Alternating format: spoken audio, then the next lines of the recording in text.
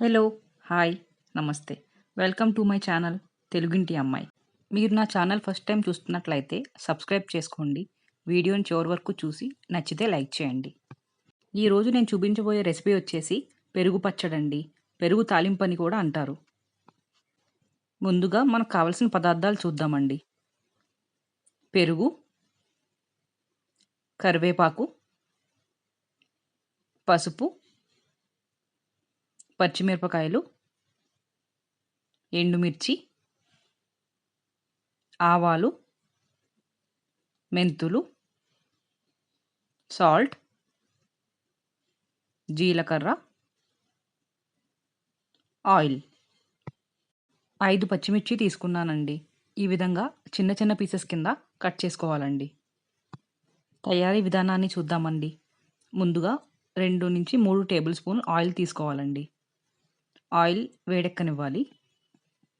Oil వేడెక్కిన తర్వాత half tea spoon జీలకర్ర వేసుకోవాలండి.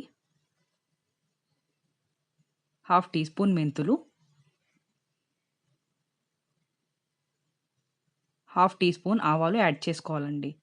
ఈ మూడిటిని గోల్డెన్ బ్రౌన్ కలర్ వచ్చేంత వరకు ఫ్రై చేసుకోవాలండి.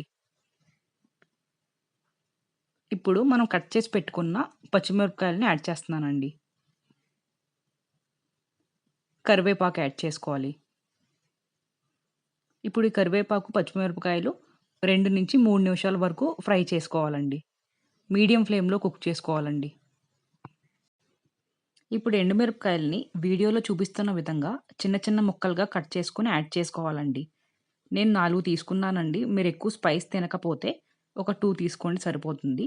ఒక 1 మినిట్ వరకు ఫ్రై చేసుకుంటే సరిపోతదండి.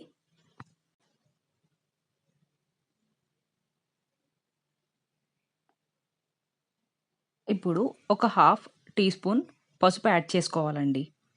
పసుపు యాడ్ చేసుకున్న తర్వాత ఎక్కువసేపు ఫ్రై చేయక్కర్లేదండి. ఒక హాఫ్ మినిట్ ఫ్రై చేస్తే సరిపోతుంది. పసుపు వాసన పోయేంత వరకు ఫ్రై చేసుకోండి. ఇప్పుడు స్టవ్ ఆఫ్ చేసేయాలండి. ఇప్పుడు పెరుగుని తీసుకోవాలండి. సాల్ట్ యాడ్ చేసుకోవాలి. తగినంత సాల్ట్ యాడ్ చేసుకోవాలండి. ఇప్పుడు ఒక మజ్జిగ కామ్ తీసుకొని కలుపుతున్నానండి. వాటర్ ఏమి యాడ్ చేయలేదు. ముక్కల కింద లేకుండా అవ్వడానికి మజ్జిగ కామ్ తీసుకొని కలుపుతున్నానండి. ఇప్పుడు మనం ఫ్రై చేసి పెట్టుకున్న తాలింపు దినుసులన్నిటిని పెరుగులోకి యాడ్ చేసుకోవాలండి. యాడ్ చేసుకొని మొత్తం పెరుగంతా కలిసేలాగా వీడియోలో చూపిస్తున్న విధంగా మిక్స్ చేసుకోవాలండి. అంతే అండి. ఎంతో సింపుల్‌గా మన పెరుగు పచ్చడి రెడీ అయిపోయింది. Thank you for watching my video.